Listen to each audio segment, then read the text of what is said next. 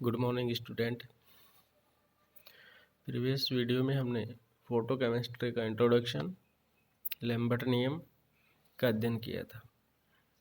आज हम Lambert beer नियम और फोटो केमिस्ट्री के कुछ लॉ एंड जोब्लास्की डायग्राम के बारे में अध्ययन करेंगे।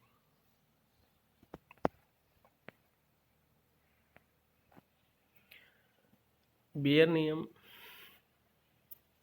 के बाद आता है लैम्बर्ट नियम, या इसको कहते हैं लैम्बर्ट बियर नियम। बियर नियम में जो अपने अध्ययन किया है कि जब मोनोक्रोमेटिक लाइट किसी पदार्थ से गुजारी जाती है तो आपतित विकिरणों की तीव्रता में जो कमी होती है वो उस पदार्थ की लंबाई पर निर्भर करती है कि जितनी दूरी से वो इंसिडेंट रेडिएशन गुजरती है। यहाँ लैम्बर्ट बियर नियम में कुछ आंशिक संशोधन है। वो ये कहता है कि जब मोनोक्रोमेटिक लाइट अवशोषक पदार्थ के विलयन में से गुजारी जाए तो विकिरणों की तीव्रता में हुई कमी आपतित विकिरणों की साथ साथ विलयन की सांद्रता एवं अवशोषक विलयन में तय की गई दूरी के समानुपाती होती है। मतलब दूरी के साथ साथ में विलयन की सांद्रता के भी समानुपाती होती है। It means -di/dx direct proportional to IC या -di/dx is equal to KIC के समाकलन स्थिरांक, जैसे मोलर अवशोषण कहते हैं। मोलर अवशोषण गुणांक का मान अवशोषण माध्यम की प्रकृति पर निर्भर करता है। C विलयन की मोलर सांद्रता।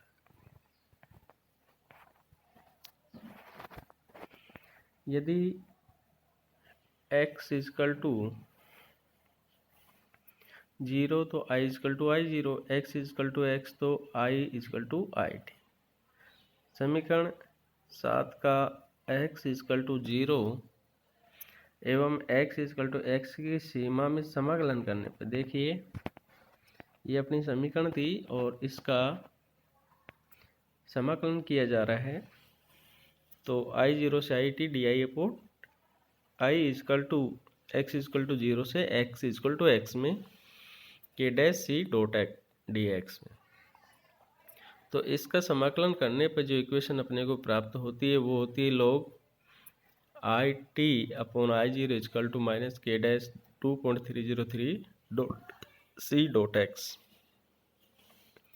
यदि K'(2.303)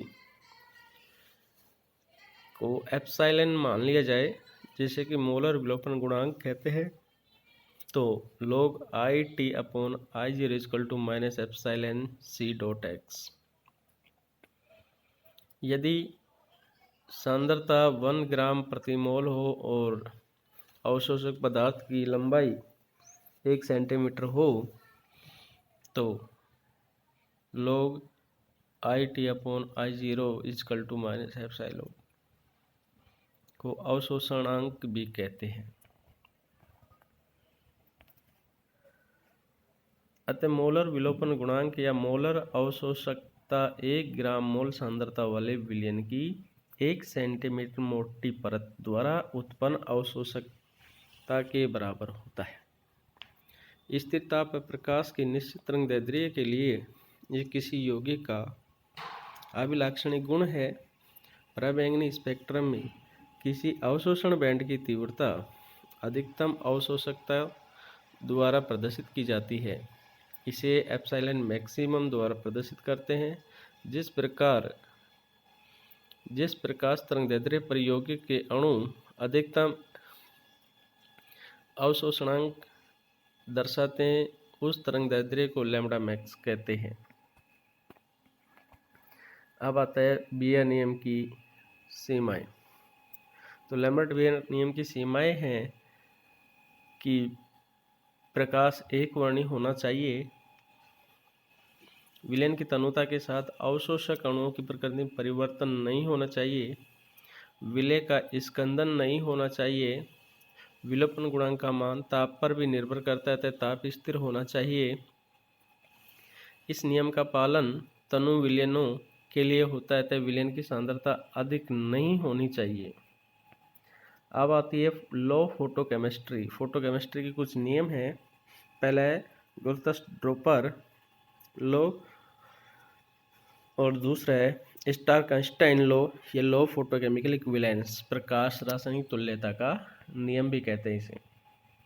फर्स्ट लॉ के बारे में अध्ययन करते हैं, वह गुरुत्वाकर्षण लॉ। जब प्रकाश विकिरण पदार्थ पर गिरती है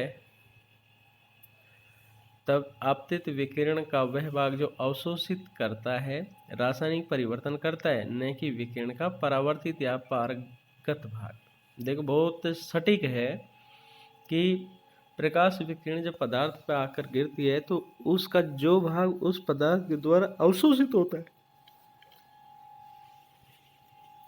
उसी के द्वारा रासायनिक परिवर्तन किया जाता है। तो ये कह सकते हैं कि रासायनिक अभिक्रिया या परिवर्तन केवल उन्हीं प्रकाश विकिरणों द्वारा संपन्न होता है जिनका अभिकारकों या निकाय द्वारा अवशोषण होता है। सेकेंड लॉ है फोटोकेमिकल इक्विवेलेंस, इसे 1:1 लॉ भी कहते हैं। ये क्वांटम सिद्धांत पर आधारित है। इसके अनुसार क्रियाकारी पदार्थ का प्रत्येक अणु जो प्रकाश रासायनिक क्रिया में भाग लेता है एक फोटोन या प्रकाश का एक क्वांटम अवशोषित कर सक्रियत होता है। एक अणु एक फोटोन या एक क्वांटम अवशोषित कर सक्रियत होता है, अर्थात एक अणु एक क्वांटम, 1 मोलिक्यूल 1 क्वांटम। एक फोटोन का अर्थ है h के बराबर ऊर्जा तथा पदार्थ के द्वारा प्रति मोल अवशोषित होने वाली ऊर्जा E=NH हो, अवोगाद्रो संख्या है। तो फोटोकेमिकल इक्विवेलेंस का मतलब है कि एक अणु के द्वारा एक ही फोटोन का अवशोषण होता है। पदार्थ के प्रति मोल द्वारा अवशोषित ऊर्जा आइंस्टीन कहलाती है। प्रकाश ऊर्जा के एक मोल की ऊर्जा एक क्वांटम कहलाती है। प्रकाश ऊर्जा के एक मोल, प्रकाश ऊर्जा जितनी भी हो उसके एक मोल की ऊर्जा एक क्वांटम होगी। एक अणु एक फोटोन या एक क्वांटम अवशोषित करता है, अतः पदार्थ के एक मोल द्वारा अवशोषित ऊर्जा भी एक आइंस्टीन कहलाएगी। वस्तुतः एक अणु एक फोटोन का अवशोषण कर सक्रियत होता है और प्रत्येक सक्रियत अणु क्रिया कर उत्पाद दे, यह अनिवार्य नहीं है। देखिए बहुत सही बात लिखी है कि एक अणु एक फोटोन या एक क्वांटम का अवशोषण तो करता है, सक्रियत होता है, लेकिन ये जरूरी नहीं कि वह उत्पाद में कन्वर्ट हो, उत्पाद दे। प्रकाश रासायनिक तुल्यता नियम को क्वांटम सक्रियण सिद्धांत भी कहा जाता है। जोबलोंस्की डायग्राम के बारे में अध्ययन करेंगे अब अपन। प्रकाश रासायनिक अभिक्रियाओं में क्रियाकारक अणु फोटोन के अवशोषण के दौरान और उसके पश्चात विभिन्न भौतिक और रासायनिक प्रक्रमों से गुजरता है। इन भौतिक प्रक्रमों को ज़ेब्लास्की आरेख द्वारा समझाया जा सकता है। ज़ेब्लास्की आरेख का रेखा चित्र नीचे दिया गया है। देख ली, ज़ेब्लास्की आरेख को थोड़ा सा ध्यान से पढ़ लेना, ये प्रत्येक एग्जाम के लिए बहुत ही महत्वपूर्ण है। यहाँ पे अणु के अंदर 2 इलेक्ट्रॉनों को दिखाया जाता है और 2 इलेक्ट्रॉन मूल अवस्था में रहते हैं और मूल अवस्था में जब रहते हैं तो इनकी 2 स्टेज हैं, सिंगलेट और ट्रिपलेट। सिंगलेट से अभिप्राय है जब इलेक्ट्रॉन स्पिन एक दूसरे के अपोजिट हो। इलेक्ट्रॉन स्पिन एक दूसरे के अपोजिट हो, क्योंकि बहुकता जो निकाली जाती है 2s+1 से निकाली जाती है, अभी आगे बताएंगे। और जब बहुकता का मान 1 होता है तो सिंगलेट स्टेट होती है एकक अवस्था। जब बहुकता का मान 3 होता है तो ट्रिपलेट स्टेट होती है।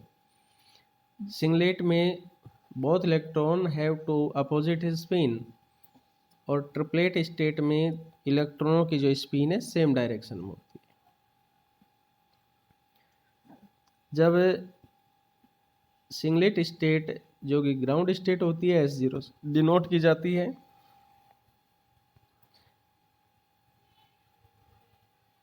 उत्तेजन के पश्चात सिंगलेट स्टेट से S1 S2 S3 में अणु पहुंचता है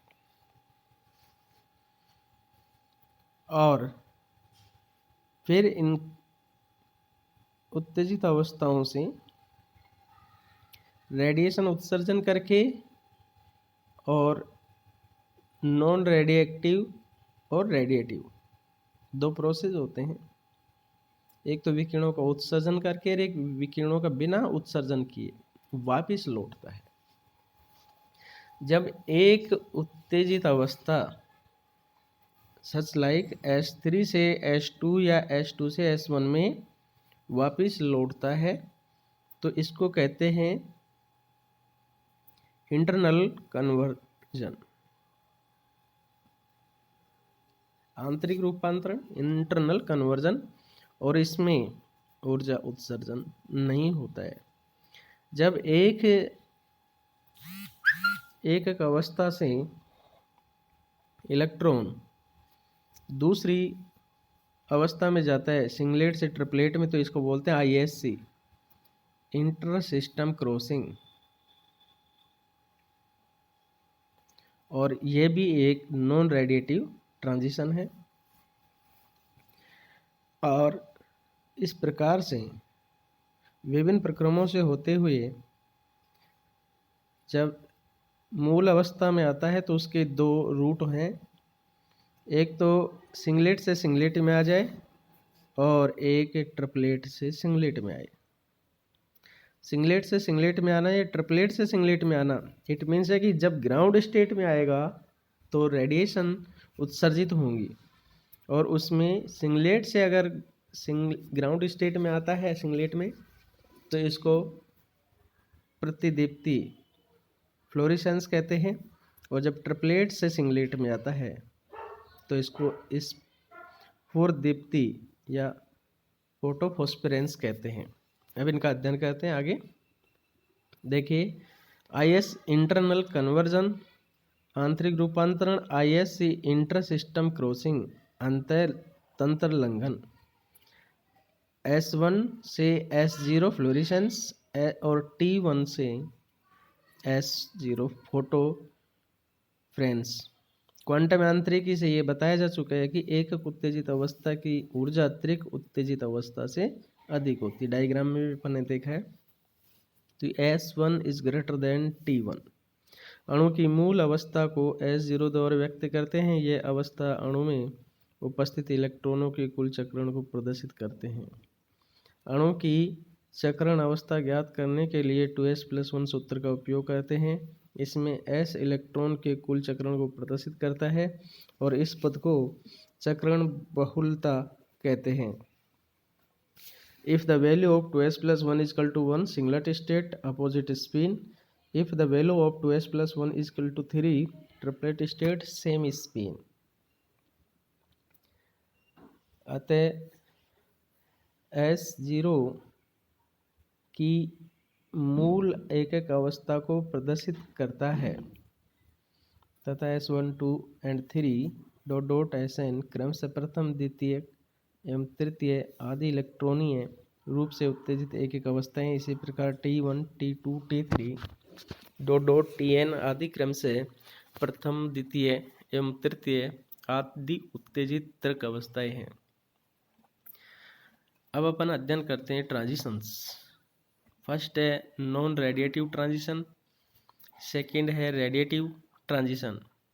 नॉन रेडिएटिव ट्रांजिशन जैसा कि अभी जोबलास की डायग्राम में देखा, इंटरनल कन्वर्जन और इंटर सिस्टम क्रॉसिंग है। मल्टीप्लिसिटीज सेम मल्टीप्लिसिटी में जब होता है तो इंटरनल कन्वर्जन होता है। एस एन से S N minus one here N is greater than one, transition time 10⁻⁹ to 10⁻11 second, very short time है इसका।